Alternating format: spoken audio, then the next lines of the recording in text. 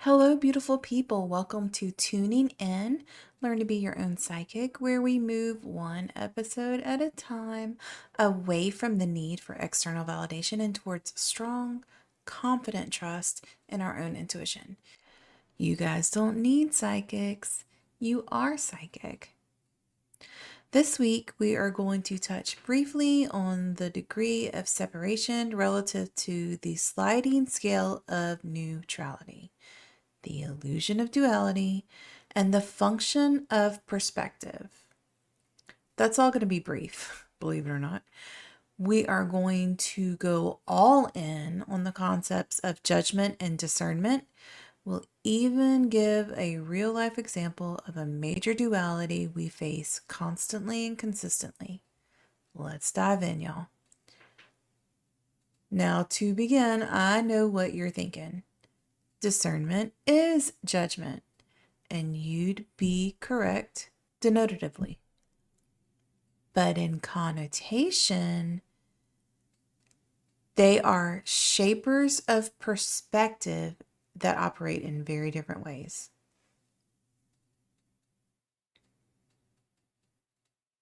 So let's just get formal for a minute. We are speaking specifically of judgment in terms of opinion. By definition, this specific form of judgment is the process of forming an opinion or evaluation by discerning and comparing. I know that was a lot. You don't really need to capture all of that word for word. I present it to illustrate that by definition, judgment and discernment are actually synonyms and neutral. It's the ability, need, or act of making a determination based on evidence, context, perception, values, belief. Okay, so good job. Short podcast, right? Oh, so wrong. We are not speaking of denotation. We are moving out of the formal definition of the words and we'll be working with their connotations. What is the damn difference? Well, there's a lot. I could start here. Yeah? Let's do that. Denotation is the formal definition of the word. It's what you find in the dictionary. It is the technically correct meaning. Connotation is the upgraded meaning as determined by its common use, the verbal egregore, if you will, of the denotation. These shifts in meaning are typically due to a collective perspective, symbolism, or cultural influence. When you use a word whose connotation differs from its denotation, which happens a lot, it is understood that you are using the word in the energy of its connotation. What you understand a word to mean, generally speaking, is the connotation of that word. This happens because, especially in today's world, we learn language through social context and collective use, not by constantly consulting a dictionary. Okay, ELA lesson over. If that hurt a little bit, my apologies. Just know that we are working in connotations because that's the everyday use version. That's where we get the meaning from, the connotation. With all of that being said, let's focus on what we came here for. Judgment versus discernment, and how they drive division versus clarity, respectively.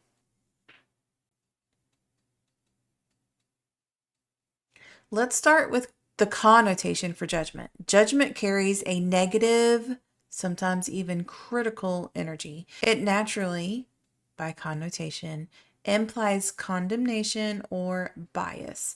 Discernment moves differently. It's a positive energy. It naturally implies wisdom, insight, virtue. Now that we have established the connotation of judgment and connotation of discernment, let's talk about their degree of duality, which is non-existent. To be honest, they are not true dualities. Wait, what? After all that, they're not true dualities. Well, buckle up because this is where it gets interesting. So remember, duality is a function of perspective. It is a degree of separation on the scale of neutrality as determined by our perspective. So, how do judgment and discernment play in? Well, they play a large role in shaping your perspective. One might argue the biggest role. This means that judgment and discernment are variables in the function of duality. This will get really important later. First, let's talk about how judgment and discernment shape perspective and what drives that. Remember, judgment tends to incorporate our bias. This can show up as a predisposition towards an opinion, even to the point of dismissing objective facts based on our existing belief systems. This can show up as a stubborn stagnation in ignorance, fueled by fear-based emotions. This can show up as jumping to conclusions over quick assumptions as opposed to seeking objective information and resolving to consider all pertinent pieces of the puzzle. This can show up as drawing a conclusion based on surface appearance and no additional deeper knowledge. This can show up as presenting yourself and or your opinions in a critical nature, which tends to hold others accountable for disagreeing with you, and that is not appropriate. This can show up as basing opinions of others on comparisons to social norms or expectations. It can manifest in the tendency to focus on negative flaws or shortcomings instead of seeing positive characteristics. This can show up as constant negativity and consistently viewing everything through a negative lens. This can show up as categorizing groups or individuals with broad labels that have a vague meaning but still assign some idea of worth. Consistent investment in one's tendency to judge might even enable you to develop a sense of entitlement for you to project your opinion on others regarding themselves or their situations. Also inappropriate. Now, where judgment reacts, discernment responds. Where judgment dismisses, discernment considers. Where judgment distorts, discernment refines. Where judgment divides, discernment clarifies.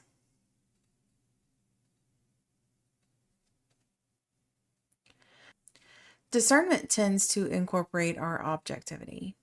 Now, this might sound like the duality of judgment, but in its truest essence, objectivity is the absence of bias, not judgment. Discernment is open and inviting to as much information as possible in attempts to make a sound decision. And while one may incorporate their belief system, they would not do so at the expense of any other pertinent information. Discernment is slow. It's thorough in its strategy, favoring deeper knowledge to speed. Discernment favors inquiry over dismissal and is eager to have a conversation, open to finding truths over wins. It seeks counsel from wisdom, answers from the innerverse, and it trusts its intuitive guidance as reverently as research.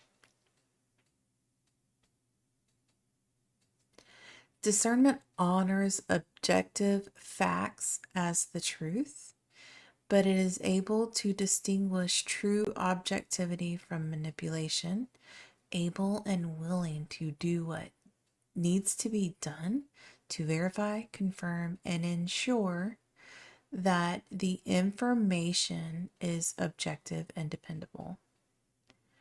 Discernment seeks to remove itself from holding others accountable for differences and masters holding space for each person to exist with the same value and worth as any other person, as every other person. Now, if you're thinking, a lot of this sounds like your healing concepts and the journey. Well, yes, because it all goes hand in hand. It is our belief systems, our tendencies, our habits, our behavior patterns, our conditioning, everything about who we are in the moment drives us toward either judgment or discernment. Here's the good news. You can decide how you want to color your perspective. You can opt for one over the other. So, how do we know what we default to? What do we access to color our perspective when we are at the judgment versus discernment crossroads? Great question. I'm so glad you asked. Well, let's talk about it. If you have a tendency towards judgment, you might have opinions of other people before you truly get to know them and based on some perceived flaw. This isn't about energy or intuition. This isn't a bad vibe. This is a snap judgment, an assumption made without real understanding. If you tend to do this, see what the pattern is and shadow work it. There might be some need for healing. You won't know how to heal it until you shadow work it. To move into discernment, you can be intentional about mindfulness. Be aware of your thoughts so that you can actively stop the judgment and redirect your thoughts to actively practicing discernment instead. In this situation, you would assume positive intentions. Open the opportunity to learn and hold space for them to be valuable and who they are. If you find yourself being judgmental, pause and remind yourself they don't need your approval. They don't require it. They probably don't even want it. You are no more special than them, just as they are no more special than you. You both exist with equal value, and you both deserve the space to be who you are authentically. If you find yourself arguing something you feel passionately about and you cannot provide authentic, factual supporting evidence, or even remember the factual supporting evidence you are pretty sure you've seen at some point, then you might want to pause and check yourself for bias. If you immediately dismiss information, facts, citations, studies, before even considering them, that's a sign of bias. Objectivity requires curiosity, not instant rejection. Bias is a bit easier to shadow work. It's going to lie in your belief system, and it's going to, much of the time, boil down to conditioning like cultural influences, elder rhetoric, rearing, friends, conformity, society. It's somewhere in there.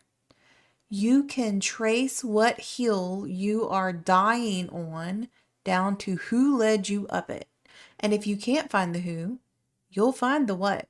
A belief system, a conditioned idea and experience, something learned, I guarantee you. The best way to eliminate the bias is to research and empower yourself with knowledge. You will either support your position or find wisdom in adjusting. In the end, whatever you decide, You will have gained access to objective, relevant, and supporting evidence for your unbiased, well researched, empowered, with knowledge decisions. It's a win win.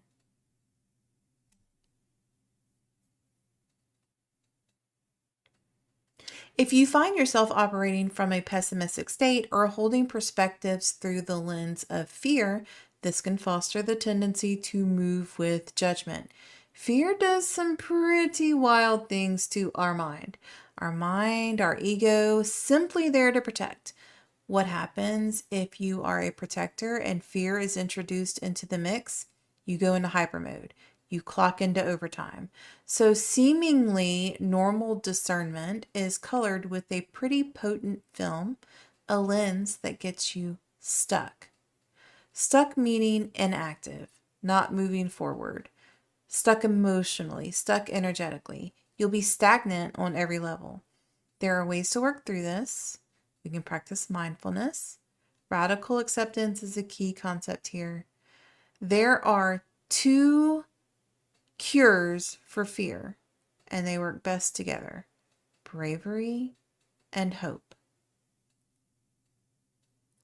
Awareness is the best gift I can give you here.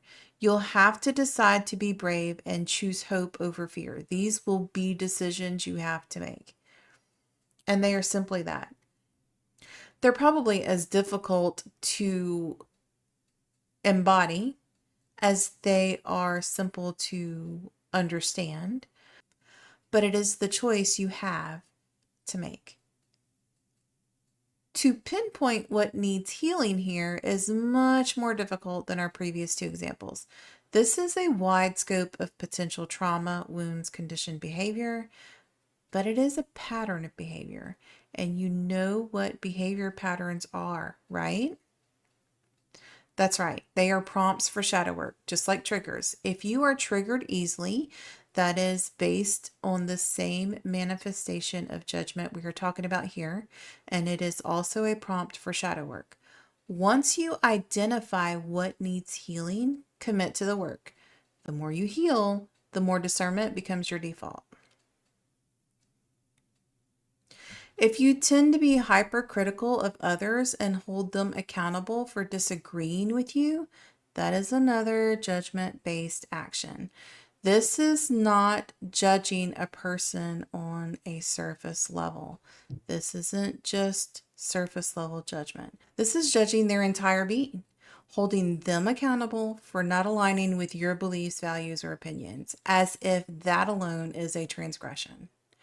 The truth is, there is a fatal flaw in this train of thought because you are expecting to be respected for your autonomy, your beliefs, your opinions, your values, while you hold others accountable for not sharing them. Do they not deserve the same autonomy and respect that you expect? Why are they different? Do you see the contradiction? This is how you figure out what is driving the judgment for you here. The only way to heal it is to recognize that this other person is valuable, no more and no less special and worthy than you are. The key is in uncovering what distorts that belief for you. You might need to recognize and accept that you are worthy and your opinion is valuable. That literally might be all that you need. The more you heal it, the more you will be able to hold space for those who think differently than you and understand that it takes all kinds of kinds.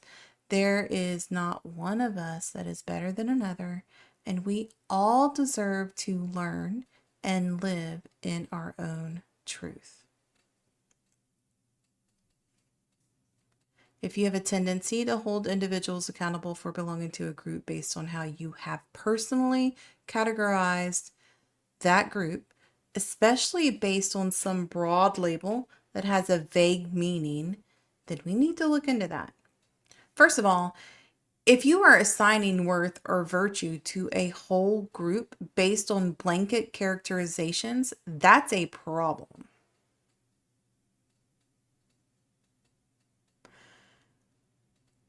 Let's move into an example real quick. Okay? For example, what do you think when you hear the word gamer? When you think about a gamer, what do you think? When I say video games, Xbox, PlayStation, what else is there? Game, Roblox. What do you think? What do you think when I say those things? Some of you are going to think teenagers. Some of you are going to specifically think teenage boy. Some of you are going to think streamers. Some of you are going to think touch grass. No life. What if I told you I'm a lifetime gamer? Yep, me. Lifetime spiritualist, gifted healer, shaman, revolutionary, single mom, hard worker, old. I'm a gamer. You'd never guessed it, would you? You think I need to touch grass? I mean, well, I do, but in the sense of maintenance, not in the way you mean it when you tell a gamer to. You would have never guessed that if I didn't tell you. Does this change the way you see my value? It shouldn't. I belong to that group, but I belong to so many. It is unfair and inappropriate for you to assign value, opinions, or judgments based on these collective characterizations, not just for the individuals, but for the groups too. How do you heal this? This is a bias. And like we discussed earlier, it's going to lie in your belief systems and conditioning. Trace it, heal it, take back your power. Challenge yourself, if you dare. Befriend someone you have a difference of opinion with. Befriend someone that belongs to a group that you have assigned a negative characteristic to.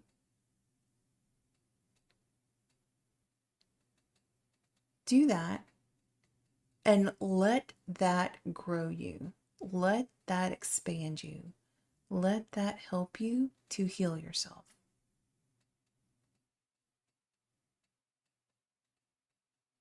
I dare say that when someone approaches you on the street to tell you that pop music is the devil's music and that you should burn in hell for listening to it, you should maybe listen to them.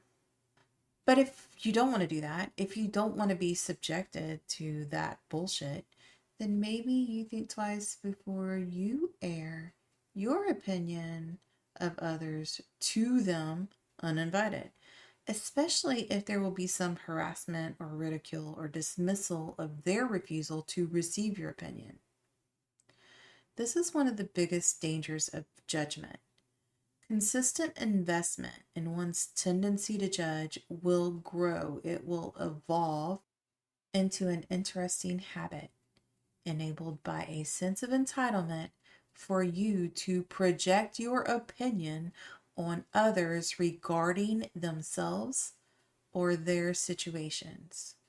One might say, turn you into a Karen. If someone wants your opinion, by all means share it. If you want to. Otherwise, it's none of their business. And even less, it's not your right to just go around dishing out your verdict like Judge Judy. Take a beat and check yourself. If you think yourself more important than someone else, that needs healing. If you think yourself less important than someone else, that needs healing. What exactly is it that needs healing? Well, that would be a whole different podcast because this particular thing could have maybe even the largest range of sources. What I can say is this: you can only show up for others as well as you have healed yourself. And while it's not an easy road, it is the road to whole self. And I guarantee you, the more you heal the more you move away from judgment and towards discernment. It's an organic shift. Now let's talk about tips for leaning into discernment. To be honest, there is a little bit of concern that I'm going to repeat myself here because I have sprinkled tips along the way. So we're just going to do a quick touch on the major points, okay? Ways to help yourself move towards discernment. Mindfulness. Pause before reacting. If your first response is strong emotion, ask yourself, am I reacting from fear, bias, or assumption? Notice when fear, anger, or ego are driving your thoughts. If it is fear-based, is it true? If it's ego-based, is it necessary? Be thorough, take your time. Ask yourself, do I have all the information? If not, gather more before forming an opinion. Detachment.